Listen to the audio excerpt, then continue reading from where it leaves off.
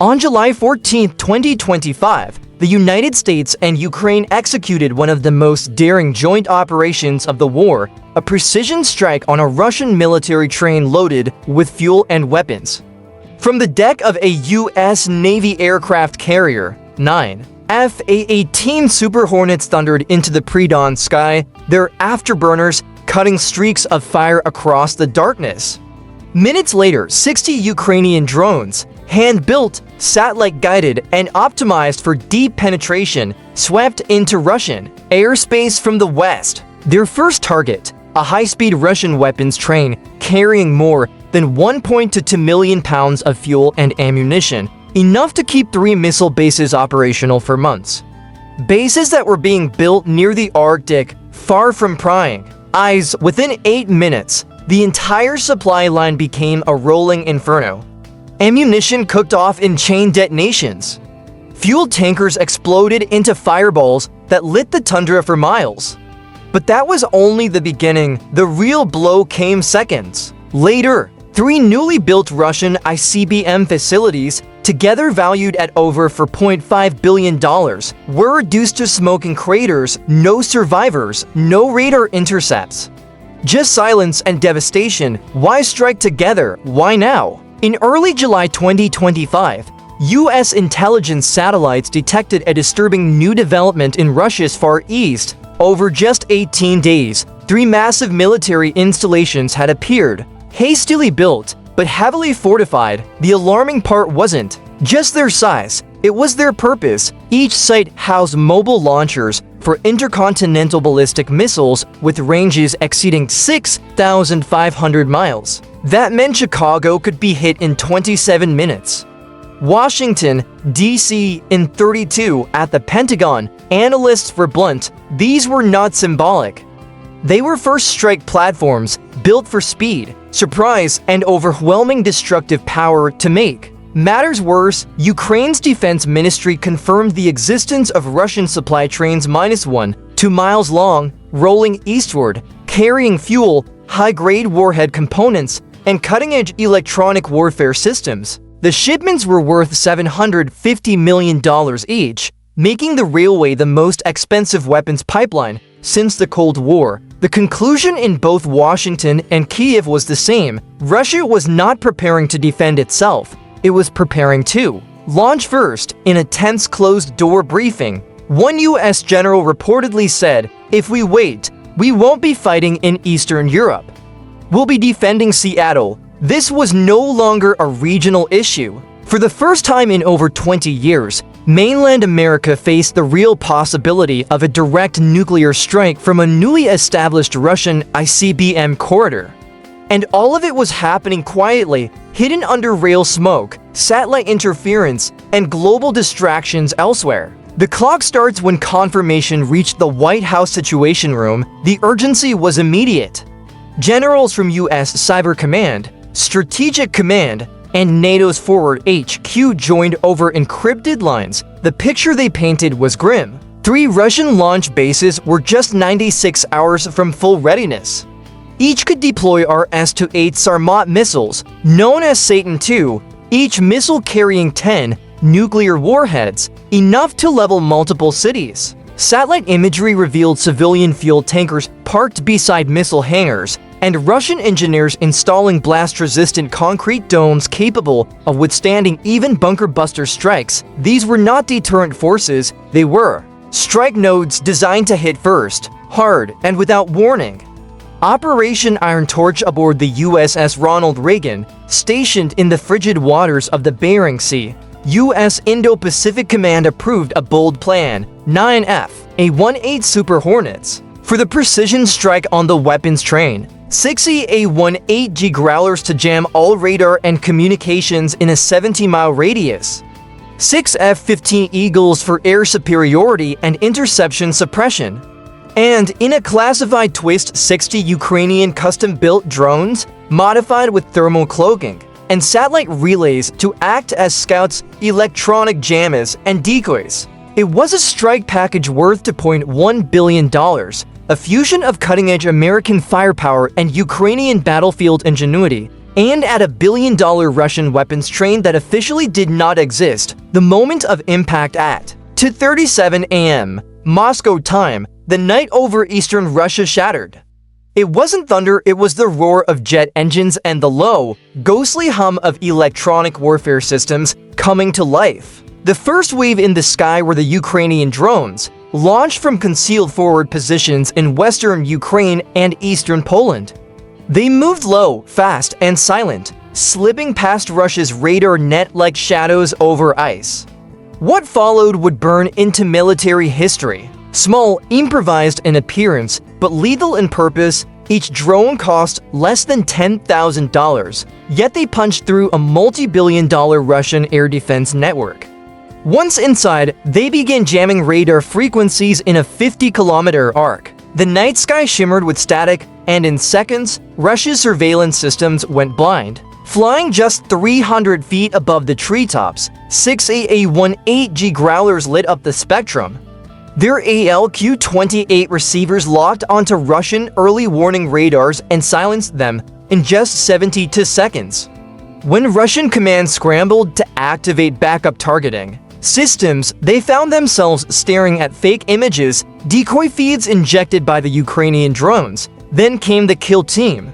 9 F-A-18 Super Hornets roared into the battle space, each armed with a GM-15 for joint standoff weapons and GBU-53B Stormbreaker bombs. Their target, a moving Russian train convoy, traveling at 70 miles per hour through a forested rail corridor.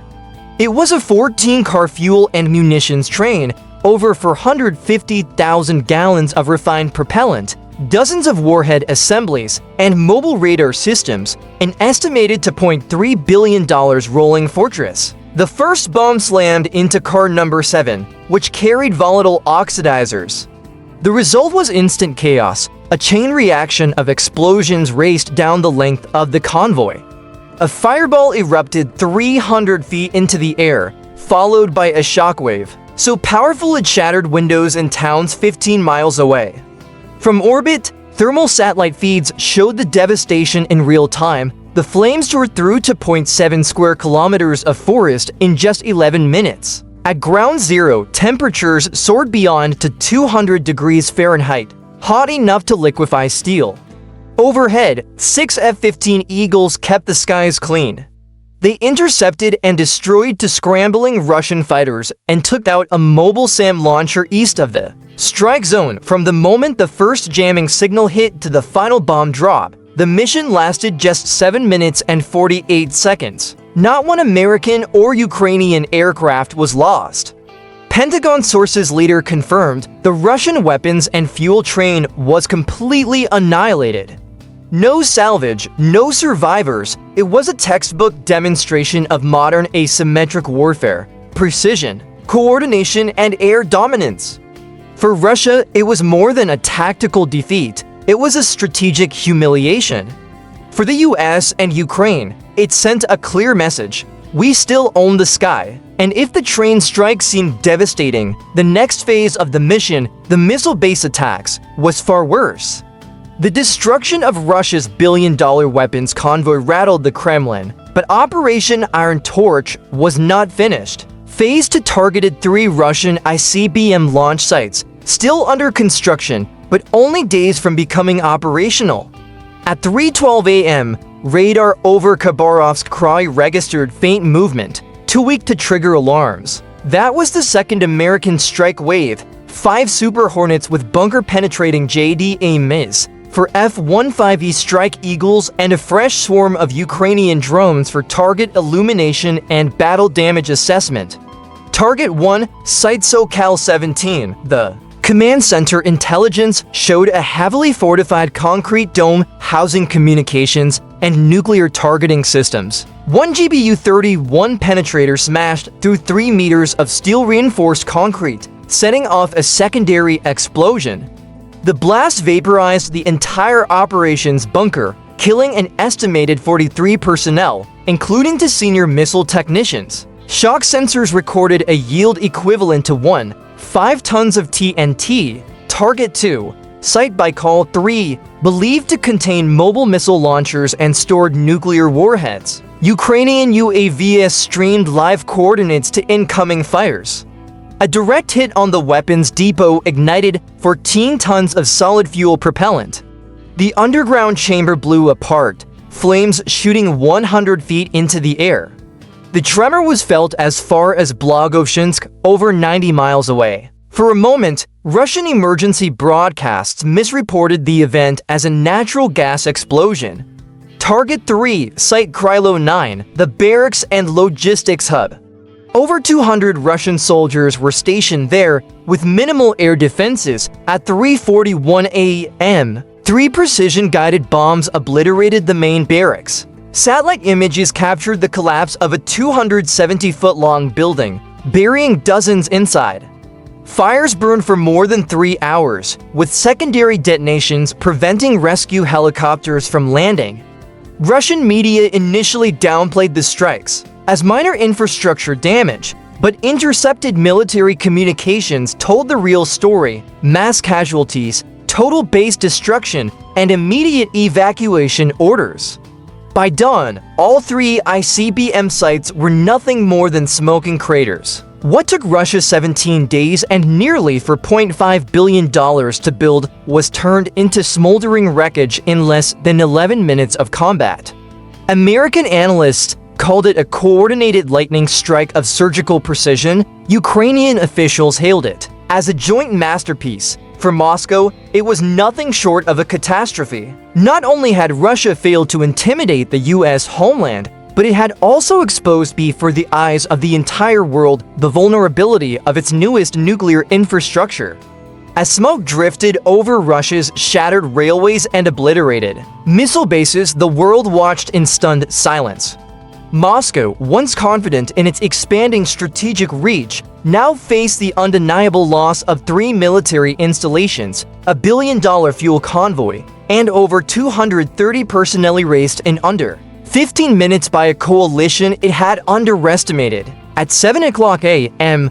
Washington time, the President of the United States addressed the nation from the Oval Office. America does not wait for threats to reach our shores. We meet them where they rise. Let this serve as a message: if you point a nuclear weapon at our homeland, you won't get a warning. You'll get a crater. Behind closed doors, NATO leaders held an emergency session. Intelligence gathered from the operation revealed more than just Russian aggression. Covert Chinese surveillance drones had been operating only 40 kilometers from Site Krylo 9. The alliance's red lines had been crossed by more than one adversary. Ukraine, still enduring relentless bombardment, issued a rare joint statement from its defense minister and Air Force commander: "The United States believed in us when others hesitated. With every drone we launch, we honor that trust and reclaim what is ours." On social media, anonymously released aerial footage of the destroyed Russian bases spread like wildfire, over 22 million views in just 6 hours. The scorched earth, the collapsed bunkers, the cratered rail lines all told the same story. Modern war does not wait for declarations. It strikes in silence, then vanishes into the clouds. American military analysts hailed Operation Iron Torch as a masterstroke of 21st century joint warfare, demonstrating how precision, speed, and allied coordination can dismantle even the most hardened military infrastructure. But beneath the celebration lay a sobering truth: Russia's response remained uncertain. Its long-range radar systems had been blinded during the strike. Satellite uplinks were cut for 8 minutes, causing chaos within its high command. Though no immediate counterattack followed, the risk of escalation weighed heavily over every NATO briefing. Meanwhile, in the Pacific, alarms were rising. Japan, South Korea, and Australia issued alerts after detecting rapid construction activity near Russian and Chinese naval ports. The success of Iron Torch had sparked a larger question: if America could execute such a strike deep inside Russia, what signal did that send to Beijing and Tehran? By nightfall, the USS Ronald Reagan was already repositioning, and Ukrainian drone factories in Kyiv worked through the night under full lights. The world had shifted again. This was no longer just about defending Ukraine, it was about proving that distance no longer shields tyrants. The battlefield had become global, and America, when provoked, could erase a billion-dollar threat before the enemy even realized it was gone. For those watching from retirement homes, VFW halls, or living rooms across America, the message was unmistakable: America still leads. America still strikes, America still wins. Operation Iron Torch was not merely a strike, it was a warning, written in steel and flame. In mere minutes, the United States and Ukraine dismantled a billion-dollar Russian weapons pipeline, reduced 3 ICBM launch sites to smoking craters, and redefined what modern warfare truly looks like. But this was more than just military might. It was a reaffirmation of America's enduring resolve. While others hesitated, the US acted decisively, not only to protect its homeland, but to preserve the fragile balance of global deterrence. In an era where wars begin with lines of code and end with craters, speed, clarity, and alliances matter more than ever. For millions of Americans watching, especially those who served, sacrificed, and remember Cold War drills and nuclear standoffs, this mission struck a familiar chord. The threat may have evolved, but the answer remained the same: strength, unity, vigilance. Around the globe, allies and adversaries alike received the same unmistakable message: America will not wait for threats to turn into disasters. And when the line is crossed, the response will be precise, overwhelming, and beyond question.